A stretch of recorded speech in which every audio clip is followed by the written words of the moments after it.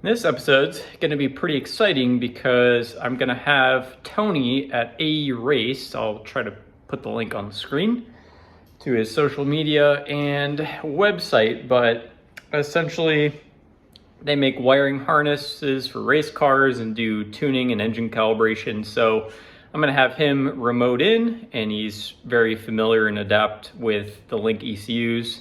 And we're going to get a base map loaded in, try and start it, set initial timing, all that fun stuff. So I'm going to kind of walk you guys through and show the process of like how a remote tune would work with a tuner.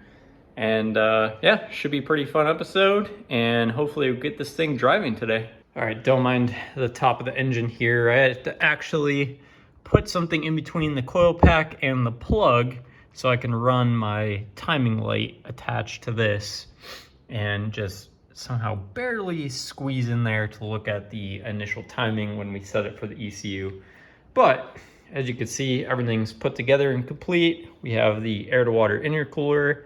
We have this Bosch blow-off valve, which I think I'm gonna replace with a tile blow-off valve. I just have to have a different flange welded on here. We got the intake on, and the belt is tensioned. We have the front bumper on, and I had to trim a little bit down here and the top to get this to clear, but it actually fits pretty nicely. This whole cooling system is bled, and the pump is actually fairly quiet for how much volume it puts through the water pump for the system. But after you bleed it and get all the air out, the pump definitely quiets down a bit. I'm sure you guys are familiar with that if you guys build custom loops and PCs. It's the same kind of cooling system concept. We got this catch can installed, kind of sneaks right in here and bolts right in here. My buddy Chris helped me sort of like fabricate that and bend up the bracket. So we got the line going from the motor, and then that just runs to the bottom of the intake. Other than that, I just had to make sure all my lines and stuff were sort of zip tied out of the way of the belt system, of course. And yeah, just gonna pretty much check for leaks once we get it running, and hopefully go from there. All right, ECU's on launch. We're gonna check to update the firmware first.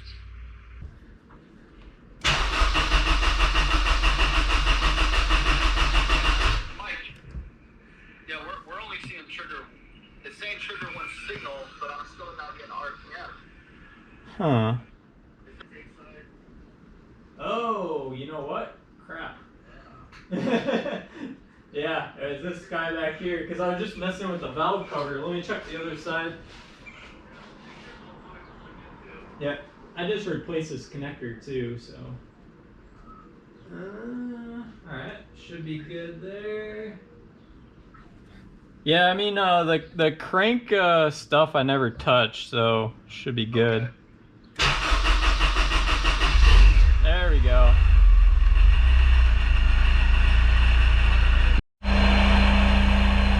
Alright, so we have the base map loaded. Shout out to AE Race for getting the base configuration all set. There's still some small things like this can gauge is kind of reading weird. And then, but yeah, overall it's idling nice and smooth. The Supercharger sounds like a can of rocks in a like a tin can, but it's just how they're supposed to sound. But yeah, pretty good.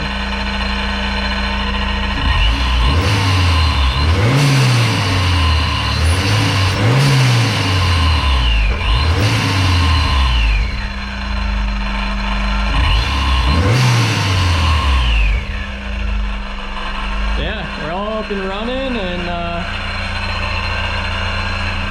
so I think tomorrow we're gonna do like a full tuning session.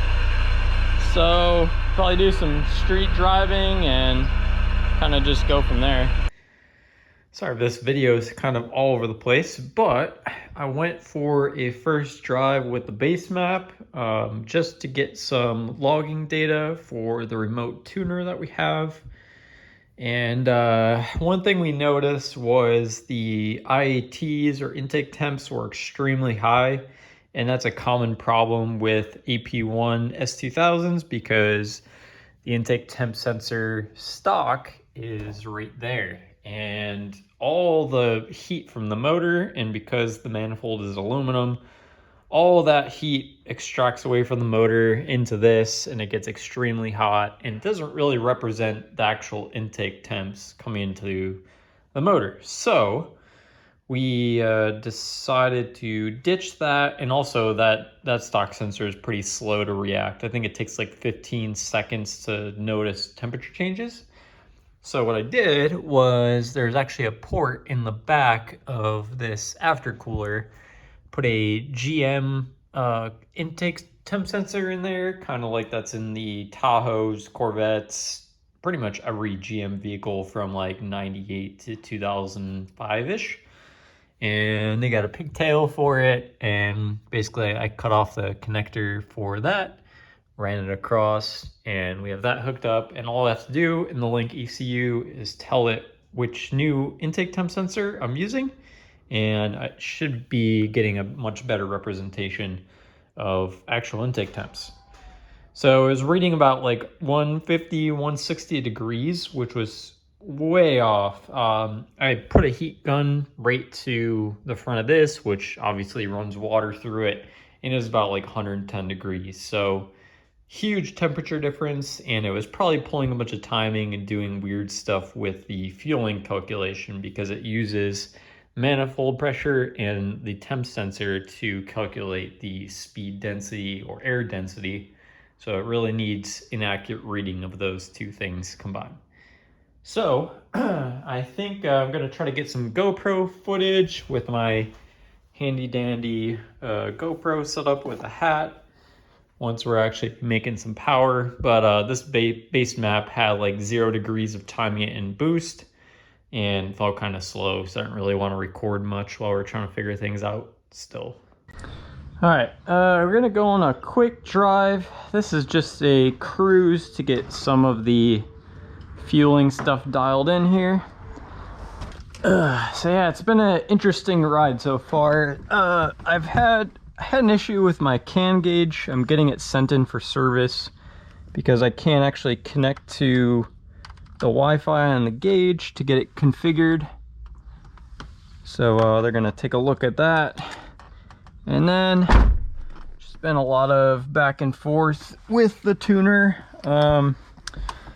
for the remote tune, just sending them log files and stuff, since we can't do any live tuning because the cell service in my area kind of sucks. So we're gonna load a new tune into this.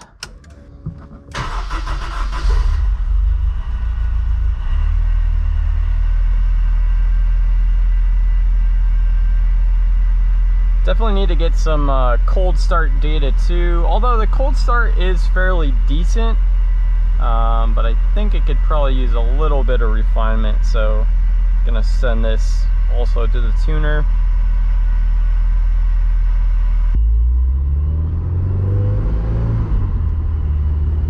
So again, this is just cruising, not trying to do anything crazy right now.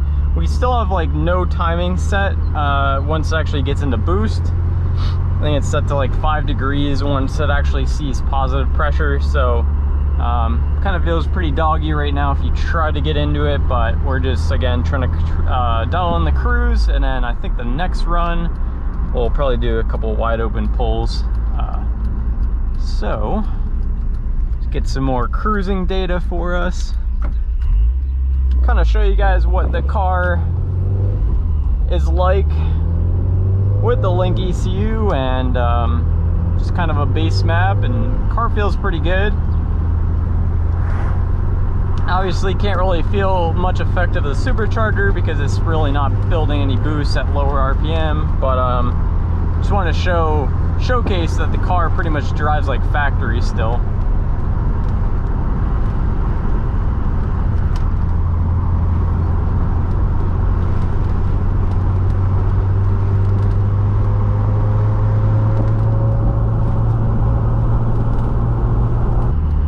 Definitely think I'm gonna be getting a different blow-off valve because it just seems way too small for the application. A lot of people put tile blow-off valves on these things, and they both sound and evacuate pressure a lot better. So probably gonna end up going that route.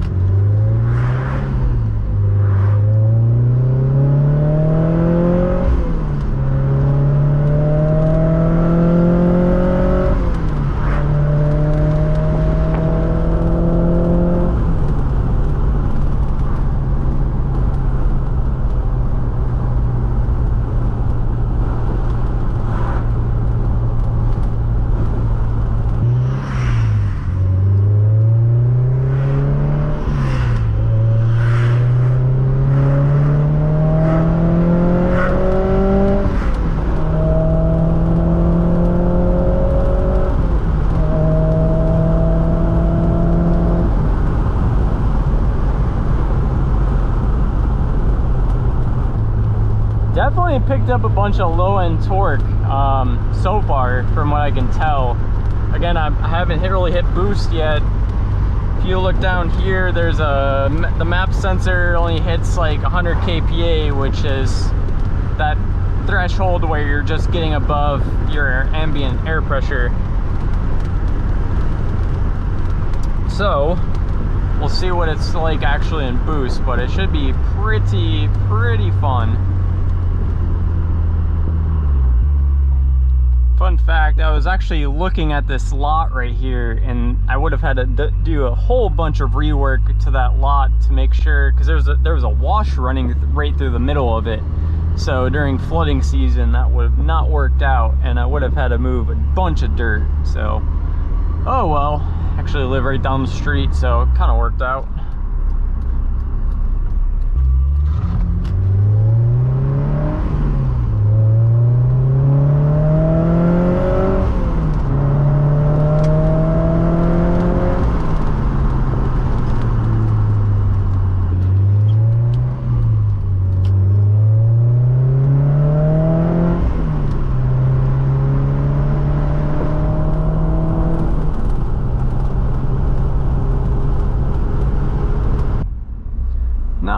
Not bad.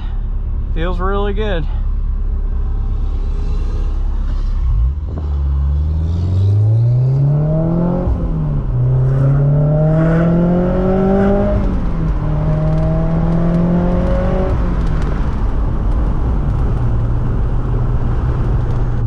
Yeah, the relocation of that intake temp sensor is much better. I'm actually reading true intake temps, so it's at like 102 degrees right now, and it's probably like 80 something-ish degrees outside, and our coolant temps are good. Yeah, yesterday the car was reading like 170 intake, and then the coolant temps, because I didn't bleed the system properly, it was getting past like the, I don't know, 4th or 5th mark on here, and it was reading about like 210, 215, which is pretty high for coolant temp. So looks a lot better today. So okay, skipping ahead a little bit here in the video because there's a lot of back and forth with the tuner, sending logs, sending revisions of the tune so we can get things dialed in. But we're finally ready to do a wide open throttle to redline. We're a little bit concerned about boost levels because we're only hitting like 5 psi at 7,000 RPM, and I have a 10 psi pulley, so I check for boost leaks, so I'm not really sure what's going on there, and unless it's just I need to rev it out more. But we'll see what we hit for boost on the full throttle pull. Fortunately, I still don't have my can gauge, so that kind of sucks. But let's download this tune and see how it feels. Also having a little bit of trouble with coolant temps, but I am running the stock radiator. I just ordered a new Megan Racing triple pass radiator. It's a new revision of their radiators that they have, and I've had pretty good success with Megan Racing stuff. suspension wise, so figured I'd pull the trigger on that, and it was a little bit cheaper than the Koyo, so we're gonna try that out.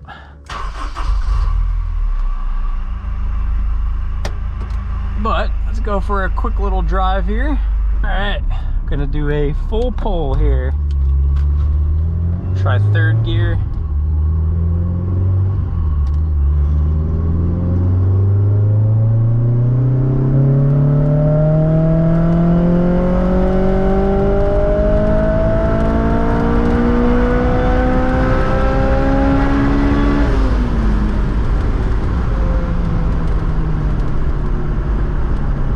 See if I can get enough room for a full pull here.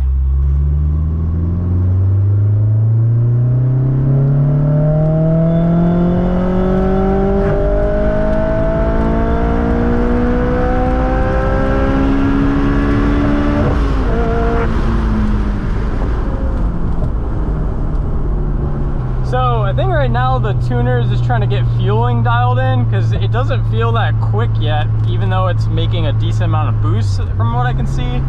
And the timing drops off to like 3 degrees I saw on that last pull. So I think we're ramping into it and making sure the fueling is right before we start adding timings, which makes sense.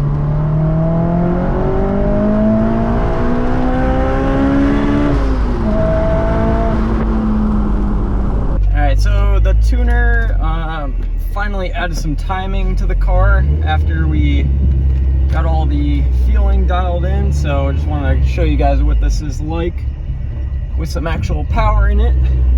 He said we're making like 300 horsepower right now, so feels pretty good actually. I drove it last night when it was a little bit cooler and it was making some pretty decent power. The 10 psi pulley, quote unquote, I think it's more like a 8 or 9 psi pulley, because they rated everything at sea level and we're like 1,000 feet above sea level in Phoenix, so I might have to go like one size pulley down to get to 10 psi, but I think, yeah, we're hitting like 8.6 psi peak at 9,000 RPM, so it's not exactly the target I was looking for, but it's easily fixable with a different pulley.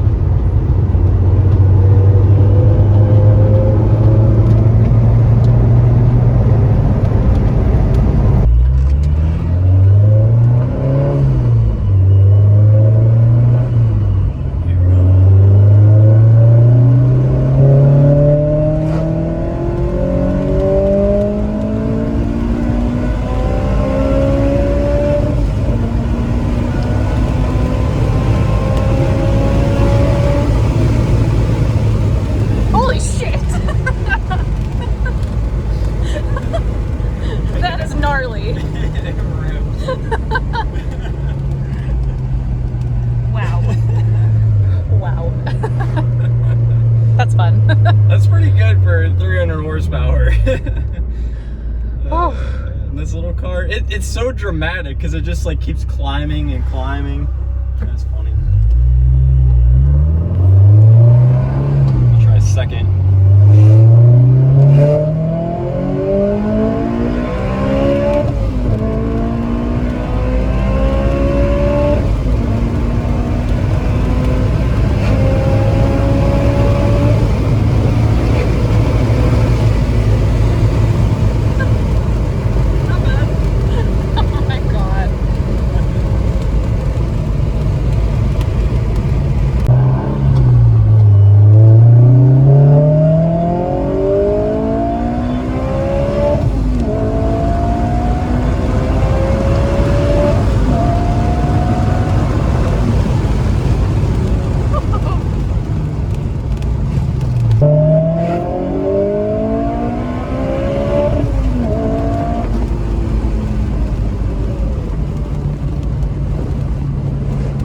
Yeah, other than the car needing a new radiator to keep up with the rest of the cooling system upgrades and probably running a smaller pulley, I think it's pretty well sorted at this point. Again, shout out to A Race, Anton, Tony for getting this tune-up going pretty good. It feels really nice so far. Again, just that extra little bit of pulley I think will help, because we're peaking at like 8.6 psi and should be making like 10. So it's definitely got a lot more in it, stock motor wise. So yeah, I'm probably gonna send the motor off to Inline Pro eventually to get the Darton sleeves and then low compression pistons eventually. Now I can turn up the boost like quite a bit more. This supercharger itself can make like up to 22 psi, so this is just like barely even scratching the surface of this thing. Everything else feels really good, and I'll keep you guys updated. Don't want to go too crazy yet. I want to get used to this power level for a couple months before I upgrade, and then when I get bored of that, I'll probably upgrade eventually. But this is a Canyon car, so 300-ish horsepower, feels pretty good. Nothing too crazy that'll get me in trouble. So thanks for watching, guys. I know this is probably a long episode, but I will see you on the next one. Thanks.